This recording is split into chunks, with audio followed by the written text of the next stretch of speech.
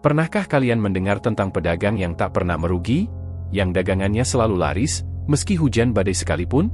Pedagang yang meskipun makanannya biasa saja, tetap memiliki antrean panjang setiap malam? Di Malioboro, Jogja, setiap bulan Ramadan, ada satu lapak yang tidak pernah sepi. Banyak yang bilang, itu karena rahasia kelam yang disembunyikan oleh sang pemilik. Tapi tahukah kalian, ada satu kejadian mengerikan yang terjadi tahun lalu? Kejadian yang membuat beberapa pedagang lain takut untuk kembali berdagang di sana. Malam itu, seorang mahasiswa bernama Rangga sedang mencari takjil di pasar Ramadan Malioboro. Dia melihat sebuah lapak kecil yang menjual kolak dan gorengan. Aromanya menggoda, tetapi ada sesuatu yang aneh. Tidak ada satupun lalat yang mengerumuni gorengan itu. Tidak ada uap dari kolaknya, padahal masih di dalam panci panas. Namun, yang paling menyeramkan adalah sang penjual, seorang bapak tua dengan mata cekung, senyumnya terlalu lebar, dan tangannya gemetar saat menyerahkan pesanan. Saat Rangga menggigit gorengan pertamanya, bau busuk tiba-tiba menyergap hidungnya. Seperti bau bangkai yang sudah membusuk selama berminggu-minggu. Dan di detik itu juga, dia melihat sesuatu yang membuat darahnya membeku. Di dalam gorengan itu, ada sesuatu yang bergerak. Sesuatu yang berlendir, dan seperti sedang menatap balik ke arahnya. Rangga membanting gorengan itu, matanya melebar ketakutan. Tapi ketika dia melihat kembali ke arah penjual, bapak tua itu sudah tidak ada. Yang tersisa hanya lapak kosong, dan suara bisikan pelan dari dalam panci kolak. Makan, makan lagi. Rangga melangkah mundur dengan napas tersengal. Keringat dingin mengalir di pelipisnya. Lapak yang tadi berdiri di hadapannya, sekarang kosong. Tidak ada tanda-tanda pernah ada orang berjualan di sana. Tidak ada panci, tidak ada meja, bahkan bekas minyak di aspal pun tidak ada. Padahal, dia baru saja memegang gorengan dari tempat itu. Orang-orang di sekitar tetap berlalu lalang seperti biasa, seolah tak ada yang aneh. Tidak ada yang memperhatikan kepanikannya. Dengan tangan gemetar, Rangga mengambil ponselnya dan mencoba mencari rekaman CCTV dari toko-toko sekitar yang mungkin merekam kejadian tadi. Dia berharap bukti visual bisa menjelaskan apa yang sebenarnya terjadi. Namun, saat dia membuka aplikasi peta di ponselnya untuk mencari lokasi lapak tadi, tempat itu tidak terdaftar. Di mana tadi dia berdiri, di mana seharusnya ada pedagang kolak dan gorengan, hanya ada ruang kosong di antara dua lapak lain. Hatinya semakin tidak karuan. Dia mencoba bertanya ke pedagang lain. "Mas, tadi ada yang jual gorengan di sini kan?" tanyanya pada seorang penjual es cendol di sebelah. Si pedagang hanya mengernyit. "Gorengan? Dari tadi nggak ada yang jualan di situ, Mas. Itu tempat kosong. Kalau ada pedagang lain, pasti saya tahu." Rangga tercekat. Tidak mungkin. Dia jelas melihatnya. Bahkan sempat berbicara dengan si bapak tua. Rangga melihat tangannya, sisa minyak dari gorengan tadi masih ada di jari-jarinya. Dia mencium tangannya, dan bau busuk itu masih melekat. Napasnya semakin berat. Ini bukan sekadar imajinasi. Ada yang tidak beres. Malam semakin larut. Orang-orang mulai mengemasi dagangan mereka. Tapi ada sesuatu yang berbeda, suasana pasar mendadak terasa lebih sunyi, lebih dingin dari seharusnya. Lalu, dari ujung jalan, terdengar suara kereta dorong berdecit pelan, seolah seseorang sedang mendorong sesuatu yang berat. Rangga menoleh, dan darahnya seolah membeku. Di tengah keramaian yang mulai sepi, dari kejauhan, dia melihat sosok bapak tua tadi, perlahan mendorong gerobaknya. Namun kini, dia tidak lagi tersenyum. Tatapannya kosong, dan bibirnya bergumam, seakan sedang melafalkan sesuatu. Rangga tidak bisa mendengar dengan jelas, tetapi di antara angin malam yang berembus pelan, dia menangkap suara lirih yang keluar dari mulut si bapak tua. "Kau, sudah makan. Kau harus kembali lagi." Rangga berbalik dan berjalan cepat menjauh. Namun, semakin cepat dia melangkah, suara roda gerobak itu semakin mendekat. Sampai akhirnya, suara itu berhenti. Rangga menoleh, dan seketika tubuhnya gemetar ketakutan. Si bapak tua berdiri tepat di belakangnya. Tangannya yang kurus dan berkeriput terangkat, menunjuk ke arah mulut Rangga yang masih tercium bau busuk. Lalu, dengan suara parau, dia berkata, "Kau sudah menjadi bagian dari mereka." Rangga terperanjat ke belakang, nyaris jatuh ke aspal. Tatapannya terkunci pada wajah si bapak tua, pucat, cekung, dengan senyum tipis yang tidak wajar. Jalanan Malioboro semakin sepi. Sebagian besar pedagang sudah menutup lapak mereka. Angin malam bertiup dingin, tetapi Rangga merasa tubuhnya panas. Ada sesuatu di dalam dirinya yang tidak beres. Perutnya mulai mual, seperti ada sesuatu yang menggeliat di dalam sana. Bapak tua itu masih berdiri diam, tidak bergerak. Hanya matanya yang terus menatap Rangga, tajam dan penuh sesuatu yang sulit dijelaskan. Rangga mundur perlahan, lalu berbalik dan berlari.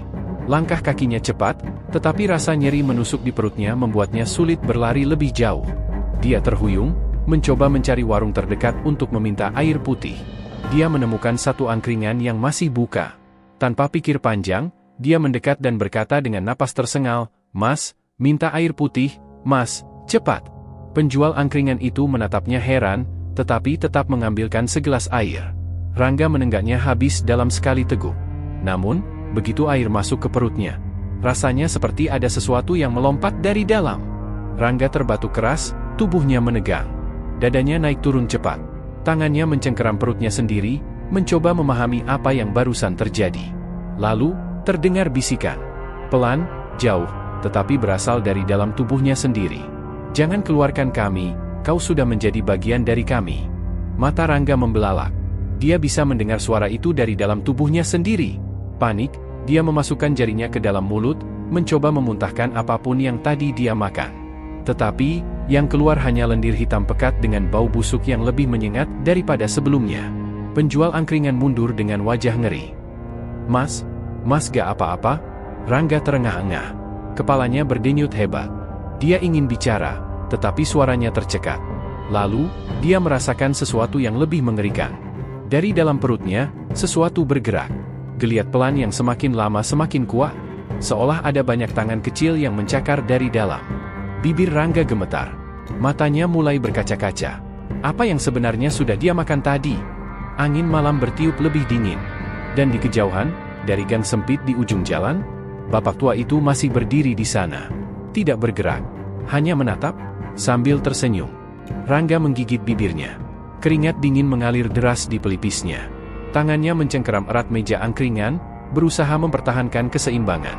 Tapi di dalam tubuhnya, sesuatu bergerak semakin liar. Rasa mual yang tadi hanya samar, kini berubah menjadi siksaan mengerikan. Seperti ada banyak tangan kecil yang mencakar dinding perutnya, berusaha mencari jalan keluar. Dada Rangga naik turun cepat.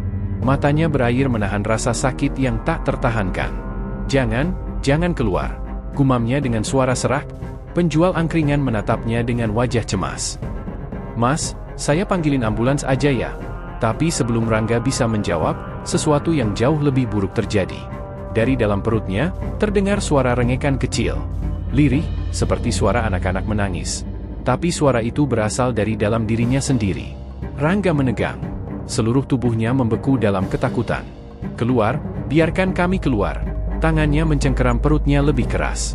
Rasa sakitnya semakin menusuk. Ada sesuatu yang bergerak liar di bawah kulitnya, seolah-olah mencoba merobek tubuhnya dari dalam. Matanya melebar ketakutan.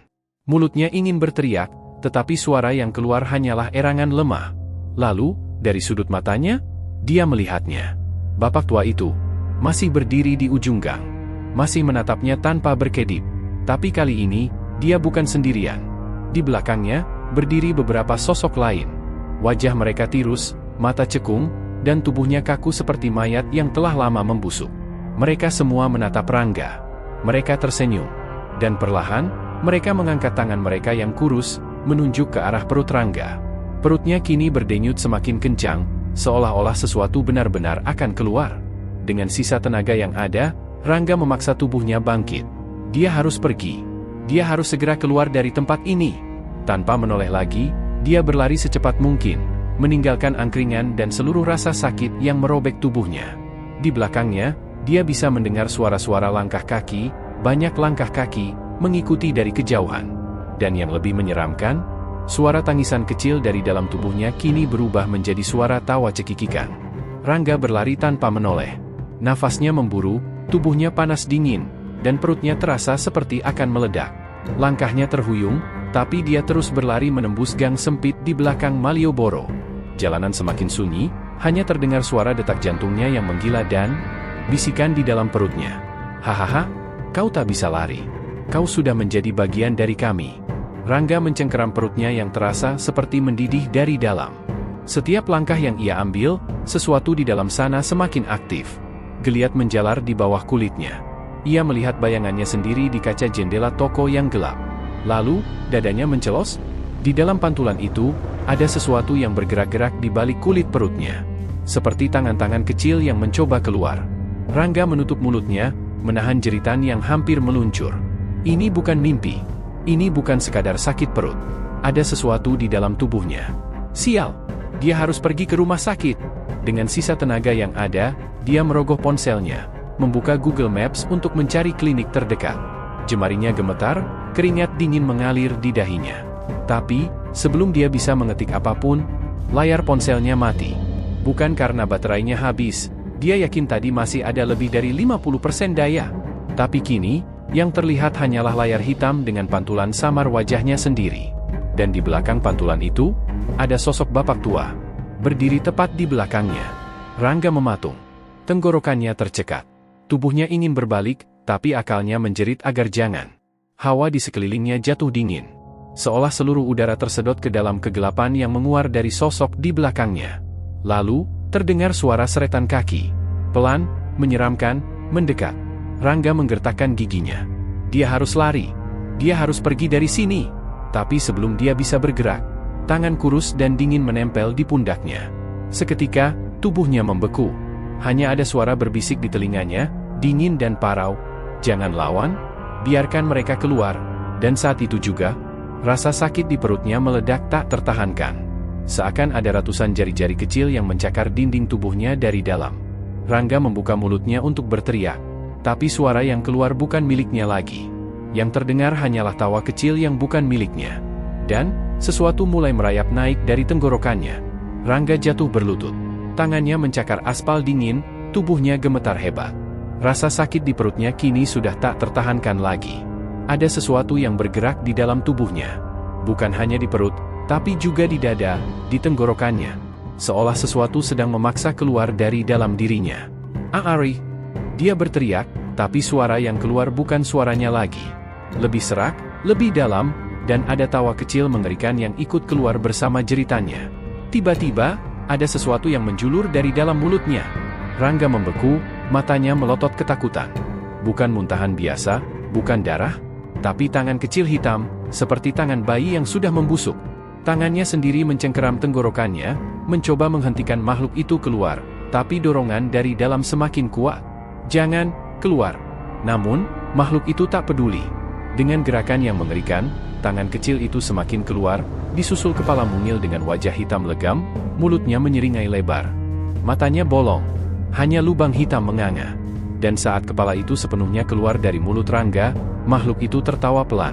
"Hehehe, kau milik kami sekarang." Lalu, tubuh Rangga mencelat ke belakang, kejang-kejang di tanah. Dia merasa tubuhnya bukan lagi miliknya. Tangan dan kakinya kaku. Matanya terbuka lebar, tapi pandangannya buram. Dalam kesadarannya yang memudar, dia melihat bayangan hitam perlahan keluar dari tubuhnya sendiri. Bukan hanya satu, tapi banyak. Makhluk-makhluk kecil itu merayap keluar dari mulutnya, dari dadanya, dari kulitnya yang kini tampak meregang seperti hendak robek. Dan di kejauhan, di tengah gelapnya gang, bapak tua itu tersenyum puas. "Kau sudah menjadi bagian dari pasar ini, nak." Rangga ingin berteriak, ingin melawan, tapi dia tak bisa lagi merasakan tubuhnya sendiri. Yang keluar, bukan lagi dirinya. Rangga terkapar di tanah. Nafasnya berat, dadanya naik turun dengan cara yang salah, terlalu cepat, terlalu dalam, seperti ada sesuatu yang mengambil alih fungsi tubuhnya. Tangan-tangan kecil hitam itu terus merayap keluar dari mulut dan perutnya, meninggalkan jejak lendir pekat berbau busuk. Makhluk-makhluk itu bergerak lincah, menjerit kecil, sebelum menghilang ke dalam bayangan. Rangga ingin bangkit, ingin berlari, tapi tubuhnya tidak merespons. Dia hanya bisa melihat. Bapak tua itu kini berdiri di sampingnya. Senyumnya semakin lebar. "Lihat dirimu sekarang, kau sudah bukan manusia biasa lagi." Rangga ingin membantah, ingin berteriak bahwa dia masih dirinya sendiri. Tapi saat dia membuka mulutnya, yang keluar bukan suaranya. Suara itu, dalam, berlapis-lapis, seperti ada banyak sosok yang berbicara bersamaan dari dalam tubuhnya. Akhirnya, bebas. Rangga membeku. Itu bukan dia.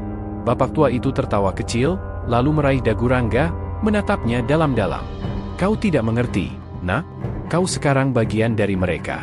Kau sudah menerima kutukan pedagang pasar Ramadan ini, dan kini, kau harus meneruskannya."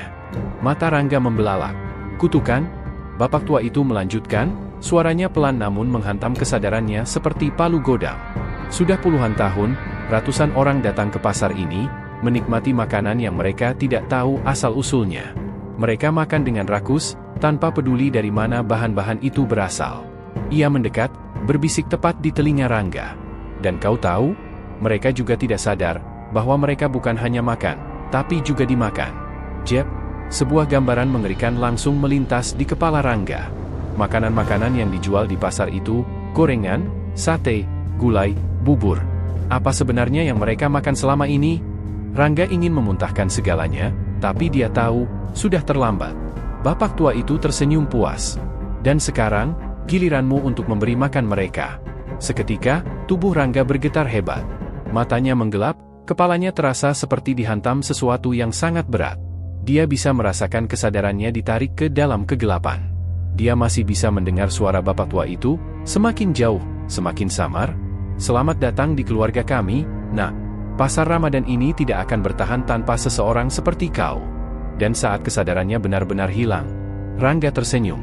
Bukan karena dia ingin, tapi karena tubuhnya kini sudah bukan miliknya lagi. Rangga membuka matanya, tapi yang melihat bukan lagi dirinya.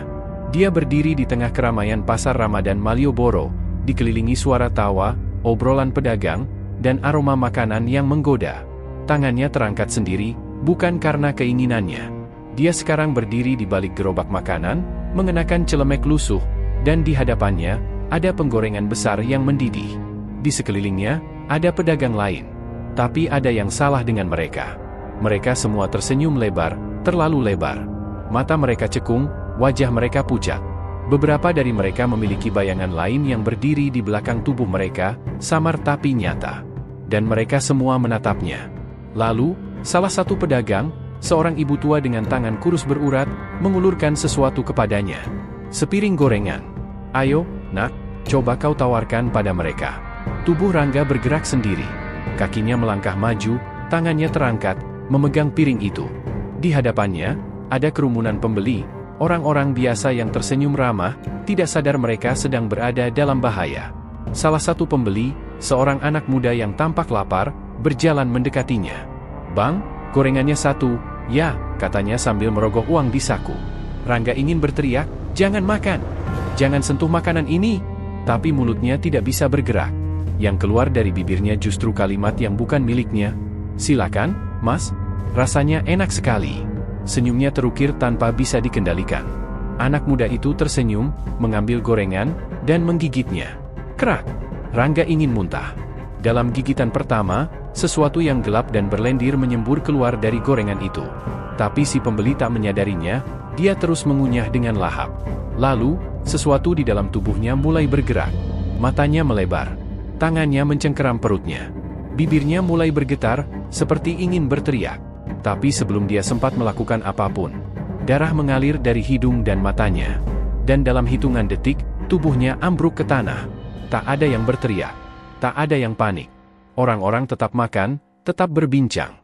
Seolah tidak ada yang terjadi. Dan di sekeliling Rangga, para pedagang itu tertawa pelan. Di kejauhan, bapak tua itu berdiri, tersenyum puas. Selamat datang, nak. Pasar Ramadan ini tak akan pernah tutup, dan kau, sekarang bagian dari kami. Rangga ingin menangis. Ingin lari. Tapi tubuhnya bukan lagi miliknya. Dan di depan gerobaknya, seorang pelanggan baru datang. Bang, gorengannya satu, ya. Rangga tersenyum. Tangannya menyodorkan gorengan itu lagi. Pasar ini tak akan pernah tidur, dan kini, dia salah satu pedagangnya.